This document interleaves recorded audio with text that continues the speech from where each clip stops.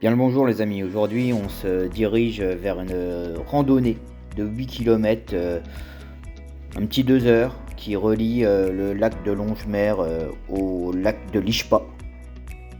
Donc on monte sur la route forestière des 17 km, on tourne à gauche là, on la quitte à cet endroit là. Là on se dirige vers un petit chemin qui va monter fort, avec des cailloux.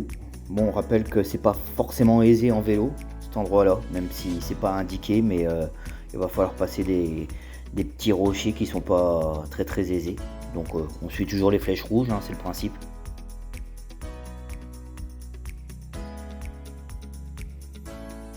Arrivé en haut, on va se diriger vers la ferme des Plombes.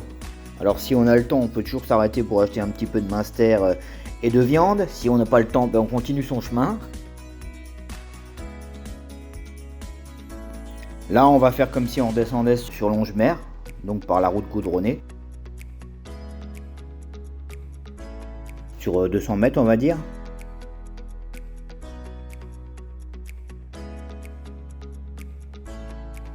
À l'endroit de tourner à gauche sur Longemer, bien on ira tout droit, nous.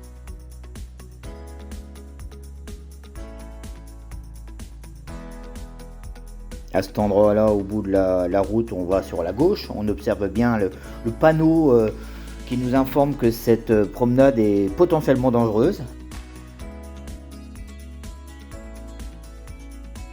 Donc au début, c'est un petit peu plat. C'est gérable. Bon, tout le long, c'est gérable à vrai dire. Mais petit à petit, on va se diriger vers une portion qui est quand même un petit peu plus technique, il faut le dire quand même, avec des rochers, avec des gros troncs d'arbres. Au-dessus desquels il va falloir passer un pierrier jusqu'à arriver au collet de la mine. Là on peut tourner à droite, c'est le tracé. Là on peut aller à gauche.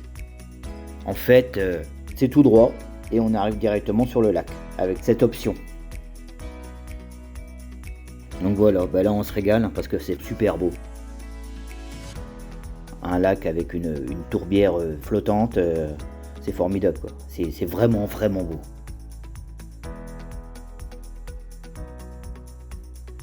Bon, la passerelle, on peut y aller pour prendre une photo, mais on ne peut pas traverser. Il va falloir prendre le petit chemin qu'il y aura sur la droite.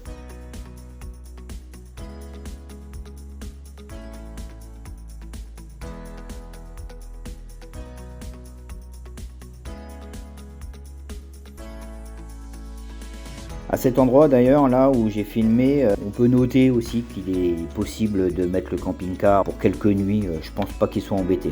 Du moins, ils en ont pas l'air.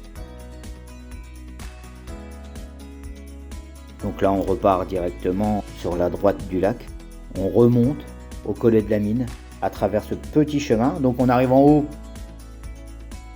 comme à l'aller, hein. Il y a le chemin ici qui va sur la droite et le chemin ici qui va sur la gauche, mais nous c'est en face qu'on va aller. Donc on vient de là et le but du coup pour repartir c'est d'aller là. Petite mise au point. Pour les genoux en carton, les chevilles fragiles, ce chemin descend beaucoup, avec beaucoup de cailloux et de pierres. C'est agréable parce que c'est joli, mais par contre risque de se faire mal quand même. Donc si vous voulez pas prendre le risque, vous pouvez prendre le chemin que vous avez pris à l'aller. Bon, on va considérer qu'on prend le chemin de droite. Ça descend fort. Mais bon, c'est joli.